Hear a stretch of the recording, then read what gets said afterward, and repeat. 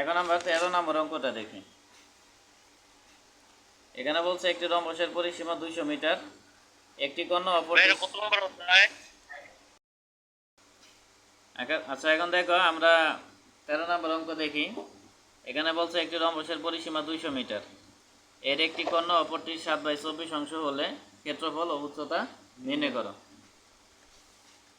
এখন দেখো নিচে কি আছে, নিচে আছে 24, তাইলে উপরে আছে 7, তার মানে বুঝতেই পারতেছি যে একটা কর্ণ হবে 7x আর একটা কত হবে 24x।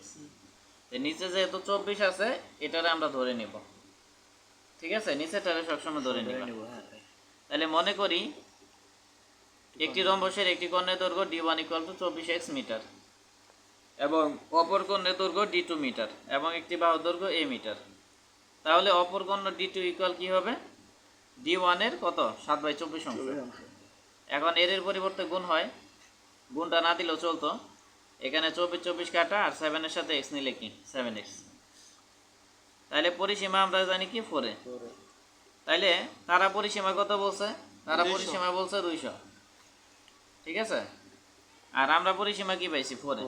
তাহলে শর্ত মতে 4 = 200। তাহলে এর মান কি হবে, এই 4 রে এদিক পাস করে দিব। তাহলে 200 কে 4 দ্বারা ভাগ দিলে কি 50 মিটার। এখন আমরা জানি যে বাহুর দৈর্ঘ্য a = ½ × √d1² + d2²। তাহলে এর মান 50 দিলাম, হাফ দিলাম, √ দিলাম d1। d1 এর মান কত, d1 এর মান 24x স্কয়ার দিলাম, প্লাস দিলাম d2। d2 এর মান কত পাইছি 7x স্কয়ার দিলাম। তারপরে এখানে 2 রে এদিক পাস করলে 50 এর সাথে গুণ করলে কি 100, আর এখানে রুট দিলাম। তাহলে এটা ডাইরেক্ট হিসাব করে দিবা ক্যালকুলেটরে। কিভাবে হিসাব করবা, এখানে x এর সাথে স্কয়ার, এখানে x এর সাথে স্কয়ার, s স্কয়ার আর s স্কয়ার কমন নিলাম। কমন নিলে কি থাকে 24 স্কয়ার প্লাস কি 7 স্কয়ার। এই ক্যালকুলেটরে ডাইরেক্ট 24 স্কয়ার প্লাস 7 স্কয়ার দিবা, দিলে 625 আসবে। আর এখানে রুট নিলাম, 100 নিলাম, ইকুয়াল নিলাম। এখন এখানে যে রুট আছে দুইটা সংখ্যার সাথে আছে, দুইটা বিষয়ের সাথে আছে, একটা হলো সংখ্যার সাথে আর একটা কি s স্কয়ারের সাথে। তাহলে 625 কে রুট করলে 25 হবে, আর s স্কয়ারের সাথে রুট নিলে স্কয়ার রুট কাটা, তার মানে কি শুধু x হবে। এখন x এর মান যদি আমরা বের করি তাহলে 25 এদিক পাস করলে কি 100 এর সাথে ভাগ হয়ে যাবে, তার মানে x এর মান কি 100/25, হিসাব করলে 4 আসবে।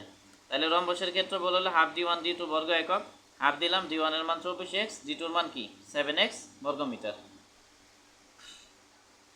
এটা আমরা নিলাম।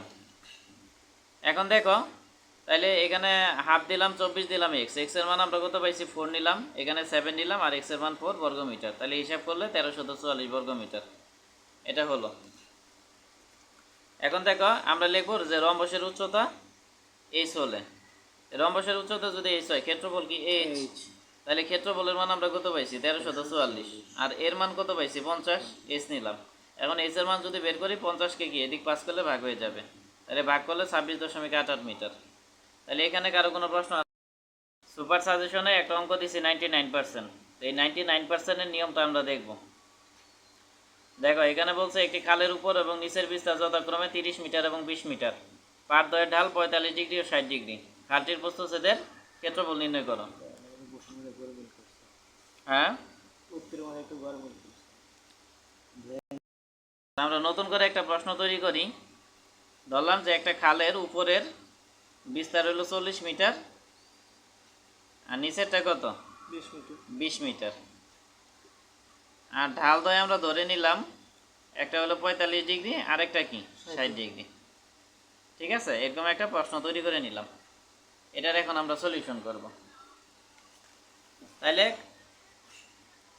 আমরা একটা খাল নিব যেটার উপরের বিস্তার কত এডি, এডির মান হলো 40 মিটার, আর নিচের বিস্তার ধরলাম বিসি যার মান কত 20 মিটার, এবং খালের নাম দিলাম এবিসিডি।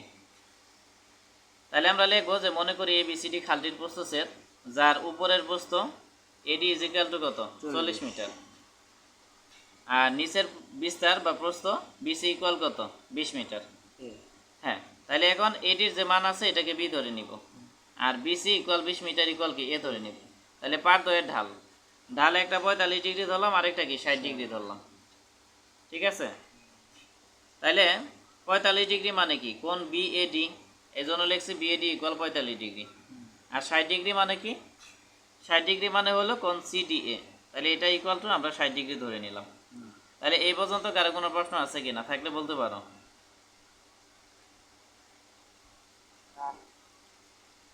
এখন দেখো এখানে যে খাল পাইছি এটা একটা ট্রাপিজিয়াম, তাহলে ট্রাপিজিয়ামের ক্ষেত্রে বলে সূত্র কি হাফ ইন্টু এ প্লাস বি ইন্টু এইচ। তাহলে এ বির মান তো জানা আছে, এইচ এর মান লাগবে, এইচ মানে কি উচ্চতা, উচ্চতা মানে লম্ব। এই জন্য আমরা কি করব, বি বিন্দু থেকে এডি বাহুর উপর একটা লম্ব টেনে দিব, আর সি বিন্দু থেকেও এডি বাহুর উপর কি একটা লম্ব টেনে দিব, এবং এই লম্ব দূরত্বকে আমরা এইচ ধরে নিব। সূত্রানুসারে এসি তো লম্ব দূরত্ব, এই জন্য এটা লিখছি যে বিএফ লম্ব এডি এবং সি লম্ব এডি একই, এবং বিএফ ইজিক্যাল টু সিই ইজিক্যাল টু এস মিটার ধরি, মানে এটা এবং এটা এই দুইটার মানকে আমরা কি ধরে নিছি, এস মিটার ধরে নিছি। তাহলে বুঝাইতে পারছি। এখন দেখো এখানে যে বাহু আছে এডি, এটা তিন ভাগে বিভক্ত, একটা হলো এএফ, আরেকটা হলো এফই, আরেকটা কি আরেকটা হলো ডি বা ইডি। তাহলে এই তিনটার যোগফলই কি 40 মিটার। তো এটাকে আমরা ক্লু ধরে অঙ্কের সলিউশন করব। এখন দেখো এটা একটা আয়তক্ষেত্র, আয়তক্ষেত্র যদি হয় এই বাহু 20 মিটার হলে কি এটাও 20 মিটার হবে, কোনো সন্দেহ আছে? তাহলে এখন আমাদের দরকার এএফ এবং ডি এর মান বের করা। তো এএফ এর মান যদি বের করতে চাই অবশ্যই এবিএফ সমকোণী ত্রিভুজের কাজ করতে হবে। এই জন্য আমরা লিখবো এবিএফ সমকোণী ত্রিভুজ হতে পাই। এখানে যেটা দেওয়া আছে ঢাল, ঢাল মানেই মনে রাখবা ট্যান থিটা, কোনো সন্দেহ নেই, ঢাল মানেই ট্যান থিটা। এই জন্য আমরা ট্যান এই যে 45 ডিগ্রি এখানে নিলাম, 45 ডিগ্রি। তাহলে ট্যান 45 ডিগ্রি নিলাম। এখন ট্যান থিটা ইকুয়াল কি, এখানে দেখো লম্ব বাই ভূমি, তাহলে লম্ব হলো বিএফ আর ভূমি কি এএফ, এই জন্য নিলাম বিএফ বাই এএফ। তাহলে লম্ব বাই ভূমি, এখন ট্যান 45 ডিগ্রি মানে 1, লম্ব বিএফ, বিএফ এর মান কি আমরা ইজ ধরছি, আর এএফ এফ রাখলাম। এখন আর গুণ করবো, তাহলে এএফ এর সাথে 1 গুণ করলে এফ, আর এখানে এইচ হলো। তাহলে আমরা এফ এর মানটা কি বের করে ফেলছি। এখন ডি এর মান বের করব, তাহলে কি এই সমকোণী ত্রিভুজ নিব। এই জন্য আমরা লিখবো যে আবার সিডিই সমকোণী ত্রিভুজ হতে পাই। তাহলে এখানে কোণের মান কত, এখানে কোণের মান হলো 60 ডিগ্রি, তাহলে আমরা লিখবো যে ট্যান 60 ডিগ্রি। এখন ট্যান থিটা ইকুয়াল কি লম্ব বাই ভূমি, তাহলে লম্বের মান এখানে সিই আর ভূমির মান হলো ডিই, তাহলে লম্ব সিই আর ভূমির মান হলো ডিই। ট্যান 60 ডিগ্রি মান কি √3, আর সি মানে কি লম্ব, তো এখানে লম্বের মান আমরা কত ধরছি, লম্বের মান এইচ ধরছি, তাহলে লম্ব এইচ নিলাম আর এখানে ডিই নিলাম। এখন দেখো আমাদের দরকার হলো ডি এর মান বের করা, তো এটা নিচে আছে উপরে পাঠাই দিব, আর এইচ এর জায়গায় এস রাখবো, এটা উপরে আছে নিচে নেব, নট গুণ ভাগ, শর্টকাট চিন্তা। তাহলে আমরা ডি এর মানও বের করছি। তাহলে এখন কি, এখন এখানে এএফ ইএফ এবং ডিই এই তিনটা যোগ করলেই কি এডি হয়ে যাবে, তাহলে এটাই আমরা লিখছি। এখন এএফ এর মান কি এইচ বাই সি, আর ইএফ এর মান কত, এই ইএফ এর মান হলো এই যে 20 এর মান, তার মানে এখানে 20 মিটার, আর ডিই মান কত এইচ বাই √3, এই জন্য এইচ বাই √3 নিলাম, আর এডির মান তো 40 মিটার। এখন আমাদের দরকার এস এর মান বের করা, এই জন্য 20কে এদিকে পাস করে দিব, তাহলে 20 চিহ্ন এখানে কি প্লাস, এদিকে পাস করলে কি মাইনাস হয়ে যাবে, এই জন্য মাইনাস করে দিলাম। তাহলে এখানে যা আছে তাই নিলাম, 40 থেকে 20 বাদ দিলে 20। এখন এখানে এস কমন নিলাম, কমন নিলে এখানে কিছু থাকে না 1, এখানে প্লাস, এখানে কিছু না থাকলে উপরে 1, আর নিচে হলো √3, আর এখানে 20। তাহলে এস এর মান যদি বের করি 20 এর জায়গায় 20 থাকবে, এটা আছে উপরে, এটা পাস করলে কি নিচে চলে যাবে। এখন 20 নিলাম, এখন √3 নিচে আছে, নিচে নিব, শর্টকাট চিন্তা করো, √3 এর সাথে 1 গুণ দিলে √3 প্লাস হলো 1।